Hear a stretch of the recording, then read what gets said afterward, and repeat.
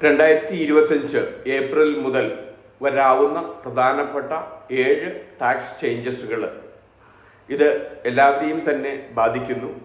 പല രീതിയിലും UK-യിൽ ടാക്സ് കൂടിയിരിക്കുന്നത് 2025 എങ്ങനെ പ്ലാൻ ചെയ്യാമെന്ന് ഇതുവഴി കണക്കാക്കാം. ഒന്നാമതായിട്ട് വെഹിക്കിൾ എക്സൈസ് ഡ്യൂട്ടിയിൽ ടാക്സ് വർധനവുണ്ടായിട്ടുണ്ട്. പ്രത്യേകിച്ച് ഇലക്ട്രിക് വെഹിക്കിളിന് വരെയും ഏപ്രിൽ 1, 2025 മുതൽ ടാക്സ് കൊടുക്കേണ്ടതായി വരുന്നു. ഇതുകൂടാതെ തന്നെ ഡീസൽ, പെട്രോൾ കാറിൻ്റെ ടാക്സിൽ ക്രമാതീതമായി വർദ്ധിച്ചു. കൃത്യമായിട്ടുള്ള പ്ലാനിങ്ങിലൂടെ വെഹിക്കിൾ തിരഞ്ഞെടുത്തില്ല എങ്കിൽ നിങ്ങൾ കൂടുതൽ ടാക്സ് കൊടുക്കേണ്ടി വരുന്നു. രണ്ടാമതായിട്ട് ക്യാപിറ്റൽ ഗെയിൻ ടാക്സിലുള്ള വർധനവാണ്.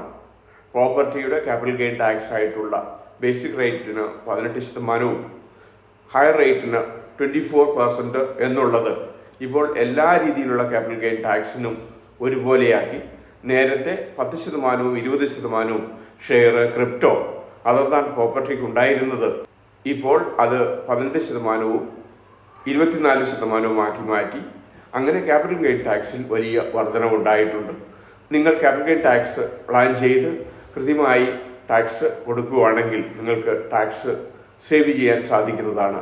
ഇതുപോലെ തന്നെയാണ് ക്യാപിറ്റൽ ഗെയിനിൽ ഉള്ള ബേസിക് അലവൻസ് ആയിട്ടുള്ളത് 3000 കുറഞ്ഞു. അതായത് ഒരു വർഷം ഒരാൾക്ക്, ഹസ്ബൻഡിനോ വൈഫിനോ 3000 പൗണ്ട് മാത്രമേ ബേസിക് അലവൻസ് കിട്ടുന്നുള്ളൂ. ഇങ്ങനെ കൃത്യമായ പ്ലാനിങ്ങിലൂടെ നിങ്ങൾക്ക് ക്യാപിറ്റൽ ഗെയിൻ ടാക്സ് പ്ലാൻ ചെയ്ത് കുറയ്ക്കാൻ പറ്റുന്നതാണ്. മറ്റൊരു പ്രധാനപ്പെട്ട ടാക്സ് ചേഞ്ചാണ് ബിസിനസ് അസറ്റ് ഡിസ്പോസൽ റിലീഫ്. നിങ്ങൾ ബിസിനസ് വിൽക്കുന്ന സമയത്ത് 10% മാത്രമേ ടാക്സ് ഉണ്ടായിരുന്നത് 2025 അത് 14%, 2026 അത് 18% വർദ്ധിച്ചു. സാധാരണ രീതിയിൽ സ്മോൾ ബിസിനസ്സിനെ സംബന്ധിച്ച് അവരുടെ റിട്ടയർമെൻറ്റിൽ അവർ ബിസിനസ് വിൽക്കുമ്പോൾ 10% ഉള്ളത് 14%, 18% വർദ്ധിച്ചത് സാധാരണ സ്മോൾ ബിസിനസ്സുകളെ എല്ലാം ഈ ടാക്സ് ചേഞ്ചസ് കൊണ്ട് ബാധിച്ചിരിക്കുന്നു. മറ്റൊരു പ്രധാനപ്പെട്ട ഒരു മാറ്റം ഹോളിഡേ ലെറ്റിംഗ് അല്ലെങ്കിൽ ഷോർട്ട് ടൈം ലെറ്റിംഗിൽ ടാക്സിൽ വലിയ മാറ്റമാണ് 2025 മുതൽ സംഭവിച്ചിരിക്കുന്നത്.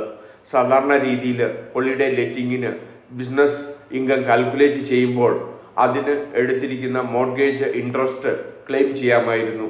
2025 മുതൽ സാധാരണ രീതിയിൽ നിങ്ങൾക്ക് 20% മാത്രമേ ക്രെഡിറ്റ് കിട്ടുകയുള്ളൂ.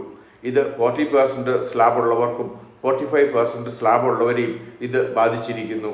Airbnb പോലെയുള്ള പ്ലാറ്റ്ഫോം വഴി ഹോളിഡേ ലെറ്റ് ചെയ്യുന്നവർക്ക് ഇത് വലിയ പ്രതികൂലമായ സാഹചര്യമാണ് ഉണ്ടായിരിക്കുന്നത്. ഇതുവഴി നിങ്ങൾക്ക് ഹയർ ടാക്സ് കൊടുക്കേണ്ടതായി വരുന്നു. മറ്റൊരു പ്രധാനപ്പെട്ട ടാക്സ് ചേഞ്ച് സ്റ്റാമ്പ് ഡ്യൂട്ടിയിൽ ഉള്ള വ്യത്യാസമാണ്.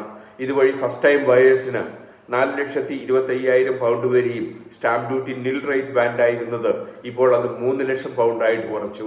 ഇത് ഫസ്റ്റ് ടൈം ബയേഴ്സിനെ സംബന്ധിച്ച് മീഡിയം സൈസ് വീട് വാങ്ങുമ്പോൾ അവർക്ക് സ്റ്റാമ്പ് ഡ്യൂട്ടിയിൽ വലിയ വർധനവുണ്ടായിരിക്കുന്നു. ബൈ ടു ലെറ്റ് പ്രോപ്പർട്ടിക്കോ സെക്കൻഡ് പ്രോപ്പർട്ടിക്കോ സ്റ്റാമ്പ് ഡ്യൂട്ടി കൂട്ടിയിരിക്കുന്നു. സെക്കൻഡ് പ്രോപ്പർട്ടി വാങ്ങുന്ന സമയത്ത് നിൽ റേറ്റ് ബാൻഡ് 2,50,000 നിന്ന് 2,25,000 കുറച്ചിരിക്കുന്നു.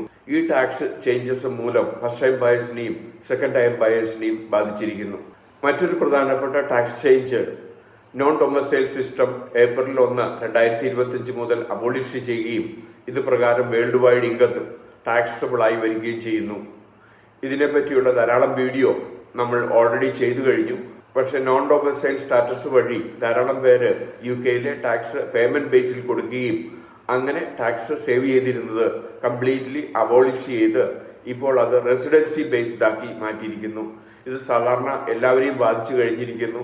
ധാരാളം പേർക്ക് UK-യിൽ താമസിക്കുന്നവർക്ക്, UK ടാക്സ് റെസിഡന്റ് ആയിട്ടുള്ളവർക്ക് അവർക്ക് ഓവർസീസ് പ്രോപ്പർട്ടി ഉണ്ടെങ്കിൽ നോൺ ഡൊമസൈൽ സ്റ്റാറ്റസ് ഏപ്രിൽ 1, 2025 മുതൽ ക്ലെയിം ചെയ്യാൻ സാധിക്കുന്നതല്ല. മറ്റൊരു പ്രധാനപ്പെട്ട ടാക്സ് ചേഞ്ചസ് പ്രൈവറ്റ് സ്കൂൾ ഫീസിന് വാറ്റ് ചാർജ് ചെയ്തു.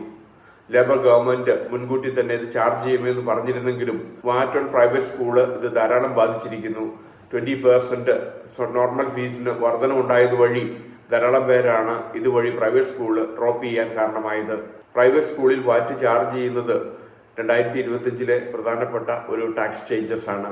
2025 കൃത്യമായ ടാക്സ് പ്ലാനിലൂടെ നിങ്ങൾക്ക് ടാക്സ് സേവ് ചെയ്യുന്നതിന് വേണ്ടി നിങ്ങൾ പ്ലാൻ ചെയ്യുക. പ്രത്യേകിച്ച് capital gain tax, overseas income, vehicle നിങ്ങൾ വാങ്ങുന്ന സമയത്തുള്ള പ്ലാനിങ്, അതുപോലെ തന്നെ സ്റ്റാമ്പ് ഡ്യൂട്ടിയിലുള്ള വർധനവ്, ഇതെല്ലാം കൃത്യമായി പ്ലാൻ ചെയ്യുവാണെങ്കിൽ ഒരു പരിധിവരെയും നിങ്ങൾക്ക് ടാക്സ് കുറച്ചു കൊടുക്കുവാൻ സാധിക്കുന്നതാണ്.